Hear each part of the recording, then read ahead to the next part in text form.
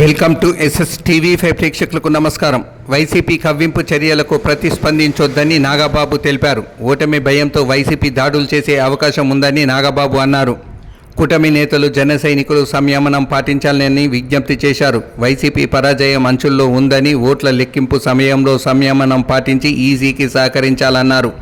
YCP కవ్వింపు చర్యలకు ప్రతిస్పందించొద్దని, మనం ప్రజాస్వామ్యాన్ని గౌరవిద్దాం, ఖచ్చితంగా కూటమి ప్రభుత్వం ఏర్పడబోతుందని నాగబాబు తెలిపారు. అందరికీ నమస్కారం. జన సైనికులకి, వీర మహిళలకి, నాయకులకి, ముఖ్యంగా పిఠాపురం జన సైనికులకి, వీర మహిళలకి, అలాగే కూటమిలో ఉన్నటువంటి ప్రతి నాయకుడికి, ప్రతి కార్యకర్తకి నా ధన్యవాదాలు. ముఖ్యంగా ఇవాళ కూటమి విజయానికి చేరువలో ఉంది. వైసీపీ పరాజయం అంచుల్లో ఉంది. సో ఎప్పుడైతే ఒక మనిషి పరాజయం అవుతాడు అని తెలియగానే ఒక రకమైన ఫ్రస్ట్రేషన్ ఉంటుంది. ఒక కైండ్ ఆఫ్ వైలెన్స్ చేయడానికి, గొడవలు చేయడానికి సన్నద్ధులు అవుతుంటారు. మీ అందరికీ నా విన్నపం ఏంటంటే, ముఖ్యంగా జన సైనికులకి, వీర మహిళలకి, నాయకులకి, రేపు ఓట్ల లెక్కింపు సమయంలో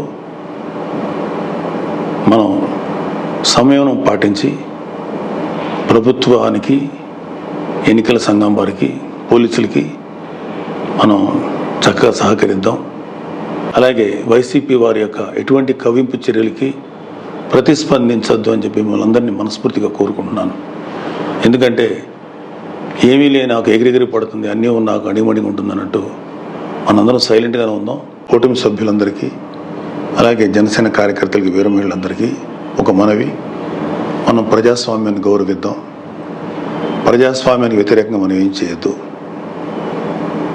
పోలీసులకి, ఎన్నికల సంఘానికి సంపూర్ణంగా సహకరిద్దాం.